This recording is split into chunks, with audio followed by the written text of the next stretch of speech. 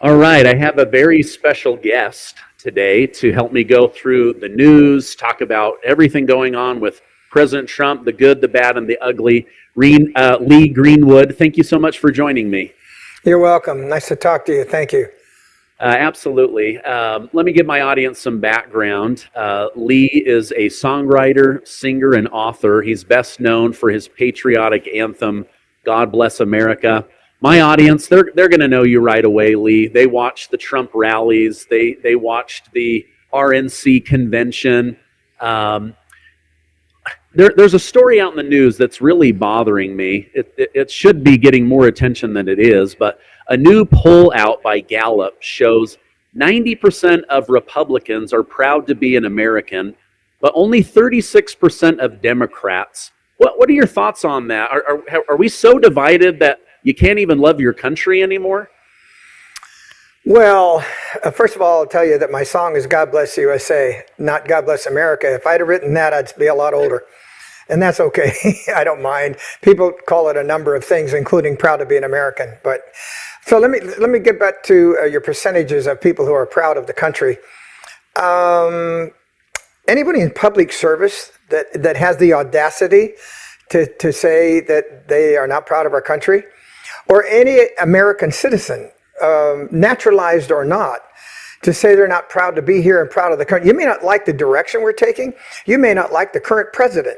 You may not even like the policeman stops you from parking in your parking lot. But let me tell you, if you've been to other countries, maybe you folks don't travel enough who are 30% liking of America. You need to go somewhere else and find out how bad it is there to know how good it is here. This is the greatest nation on earth, and to tell you the truth, we got some problems, but they're not anything we can't get over, and it's so far much better than any other place you've ever been in, I promise you. Yeah, that's actually a really great point. In my early 20s, I had the opportunity to go live in the Caribbean, the Dominican Republic and Puerto Rico. And boy, it made me homesick. Right at that same time, 9/11 happened, and the country really came together. But it just seems like there's so much division right now. Another thing that shocked me, I don't know if you saw this. I know you were busy with the rallies, but Democrats started basically using the symbolism of the American flag, that it was racist, somehow a symbol of hate. Is there Trump derangement syndrome so much that even the American flag doesn't stand for good things or freedom or liberty anymore? That does puzzle me, that anyone would discredit the sacrifice of our military and anybody that has paid significantly in resource or personal sacrifice to honor the flag. The red, white, and blue does not represent your own belief. The red, white, and blue represents a republic that was started by revolution. We started a country that no one had ever thought of before. And this republic is only good for one generation. Every generation has to pay the price. I understand that. But, for you people to say that the flag stands for your personal belief or my personal belief, it does not. It stands for the Constitution and the Declaration of Independence, because that's how we got started. Let's not forget, we can make changes anytime we want as a people. It just takes a majority. Yeah, absolutely. Now, you were born and raised, I believe, in California. Yep. What are your thoughts on the LA riots? I know that they were more than a week ago, but they got so bad that President Trump has to send in the National Guard, and then Gavin Newsom starts pretending like he had everything under control, and things got worse because of Trump.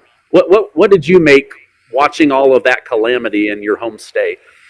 Well, first of all, let's not call this a riot. Let's call this discontent. I totally understand it.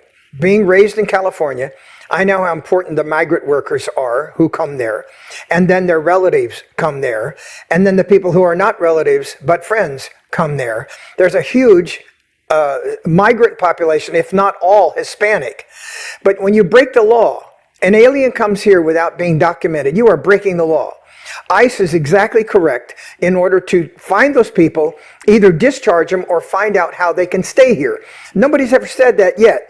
In the detention centers, there is a way that you can find a way to be a citizen of the United States. This is not just send you home, unless we find out you have a very bad background. Newsom, of course, was just trying to win a popularity contest and trying to get in a pissing match with the president. That's not going to go well. And to tell you the truth, to send in the Marines or the National Guard to be part of the National Guard, the California Guard, was exactly the right decision to protect the law officers who could not control the crowd, and for those people burning cars and trying to cause discontent among the rest of the population of Los Angeles. From being there, I understand. It's a very diverse city, but it's a lot of people who are actually in gangs as well. And when you cause that dissent to get run over into politics, it's not just about immigration anymore. It's about politics. Were you in Butler, Pennsylvania when President Trump was shot? Were you at that rally? I was at the return rally to Butler, not at the one where he was shot at. Okay, I couldn't remember. I'm hoping we'll get some information on that. I brought up that the flag, according to the left, is now this symbolism of racism and hate. But that iconic photo of President Trump saying "fight" with the American flag in the background, the blood, just such a beautiful image. How did you end up coming up with "God Bless the USA"? I've heard it my entire life. I'm 43 years old. I don't have a memory of that song not being a part of my life. That's a really big question. You got a few minutes? Yes. I'm 82. So as a 12-year-old, baseball was America's sport, not football yet. And I don't know that football ever will be, but it's a lot more popular than that. And now soccer may be more popular than football only because there's less injury. And then a lot of mothers who have a young boy, they don't want him to play football for that reason. So American pie, and my grandmother used to make food from the farm. And we had apple pie with ice cream. I mean, that can't get any more than that. Fried chicken, I love that. We had about 1,000 chickens a year.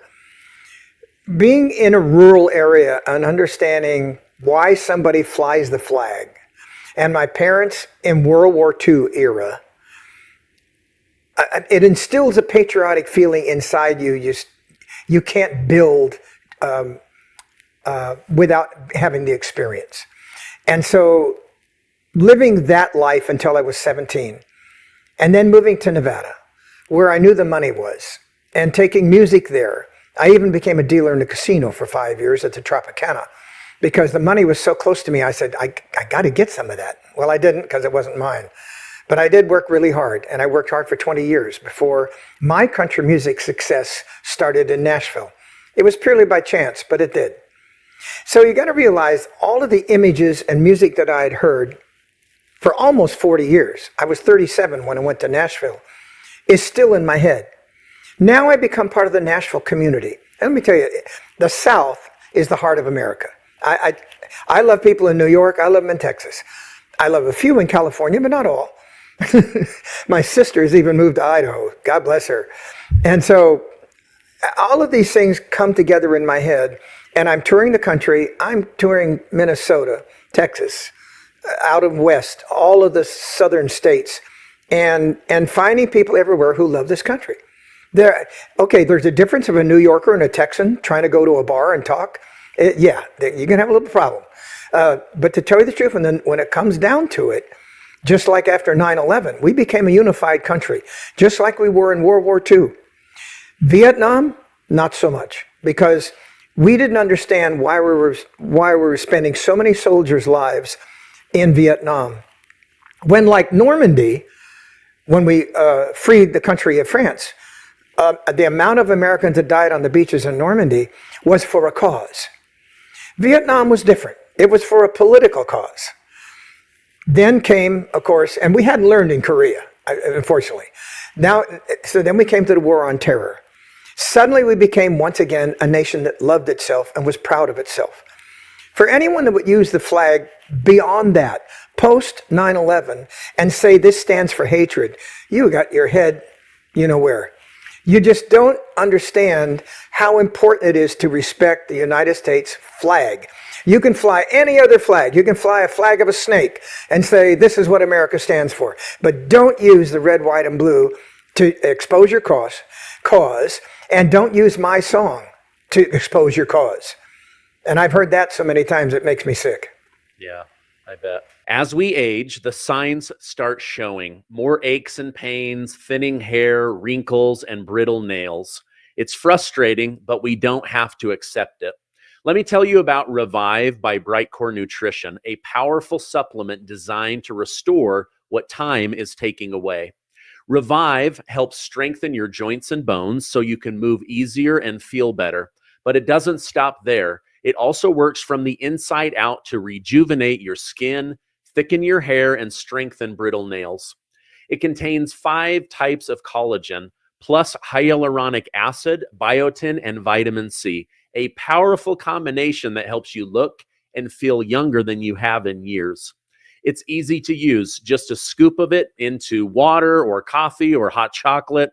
It dissolves fast with no weird taste. And the result? They're real. Now, I love the strawberry lemonade flavor. If you want to reduce aches, restore your glow, and feel confident again, give Revive a try today. I've got a special offer for you. Do the code Gardner at the link below or use the QR code and get 25% off. Or go get a better deal. Make a quick phone call to 888-908-4425. They're professional. They speak English. They're right here in the United States. They will take care of you, and you get up to 50% off and free shipping. So go take care of your health and get that discount. Go check it out right now. It's a beautiful song. So you talk about traveling to all these places. That was part of your tour then, as your career was taking off? Yep. 300 days a year for the first 3 years. Ooh. I barely saw the house. I didn't have a time to get my clothes cleaned. I just bought new clothes.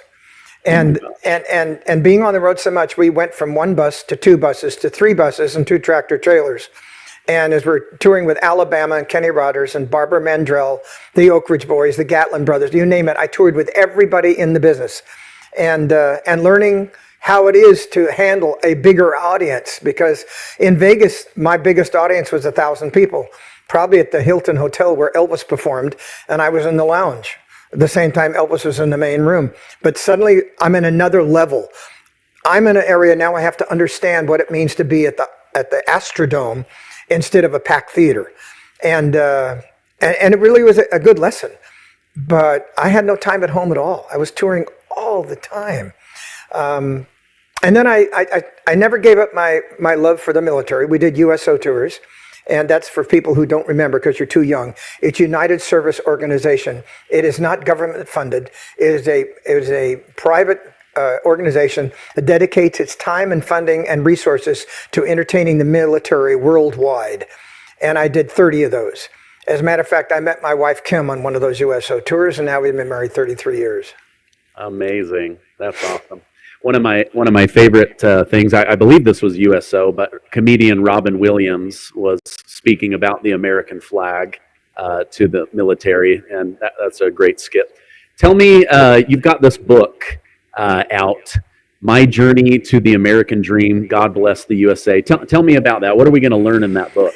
This is brought to us. I have a sponsor. I'm not going to say who it is. And we're working on it yet. It has to be fully edited. We have 3 versions of it. We're still editing it now. It will be out before Trump's out of office, but I'm hoping to get out this fall. If it doesn't get out this fall, maybe spring next year. And it describes what I've just been talking to you about, and that is the things that became important to me in my head as a musician, singer, writer, and came up with the song that became America's anthem. I just try to express my feelings as best I can in words. And it's a little hard, but when you put things down in a book, it's in cement. And I can't make any mistakes. So my wife and I are both editing it because she's in the book as my confidant. I mean, I heard Buffett the other day. He was talking about the most important thing in his life was marrying the right woman. And to tell you the truth, I did. And so I can't release this book until we both sign off on it. So let's hope it gets out later this year. How I Lived the American Dream. That's awesome. How did it come about for you to start singing with President Trump at these rallies? Did his team reach out to you? Did he reach out to you? How did that come about? It's a lot simpler than you might imagine. Now remember, Ronald Reagan in his '84 campaign stood up at his RNC and quoted my song, "I'm proud to be an American, where at least I know I'm free. And I won't forget the men who died, who gave that right to me," in the Reagan voice. And so suddenly we were drawn into the Christian, the contemporary movement. And I'm not really a Republican. I consider myself a conservative and a Christian. And so when you look back at the Reagan era, much like the Trump era, he swept the nation. So did Trump. So I'm sitting at home watching the news. I forget what channel I was on. And I got my feet up on the coffee table, and my wife and I are enjoying a little wine. And we're watching TV, and it's a rally of President Trump before 2016. And they're playing my song before he comes on stage. That's the first time I'd heard it. I'm like, I'll be darned. Another president yet is using my song to unite the country because he thinks it's the right thing to do. No one ever said, do you want him to? Do you not want him to? I never responded to any of that. Just kind of watched it as it took place. Proud of Trump and how he positioned himself above all of the other candidates to show him he was the right one for the right time. And then when we got the call to perform his inauguration, I immediately said yes. And a lot of other artists did not. They were scared to do so. There was a lot of hatred from the left. I mean, it was like they wanted to bury me. I had the sheriff's department watch my house when we were in D.C. And nothing ever came, down the pipe, but we were prepared in case it did. And that was the first time I'd heard it. And then I was asked after that to begin performing at his rallies live. And then let me say, what a great compliment and what a great respect for artistry, because Trump is artistic, by the way. He has a very nice ear for music, and he's an artist. And so I sing these rallies, and I'm just like, I can't believe I'm a farmer from California, and I have gotten really into high cotton here. I've loved it. I covered most of his rallies, and to hear that each time just filled my chest with pride and excitement. So I appreciate you taking time to do that and taking time to come on the show. Lee Greenwood, I know you have a busy schedule. Thank you so much for writing that song, for your patriotism, your love of America, and for coming on. I hope you have a beautiful 4th of July. Did you want to show something here? This is the Patriot edition of GodBlessUSABible.com. You need to have it. There's only 1,000 of these. But at the time of your show airs, they'll be sold out. So you get your viewers to get it right away. GodBlessUSABible.com and get the Patriot edition of the King James Holy Bible. Okay, I'll put that direct link down below as well as a link to your X account. Thank you so much for coming on. I hope you have a great rest of your day. Thanks, Stephen. Happy Independence Day.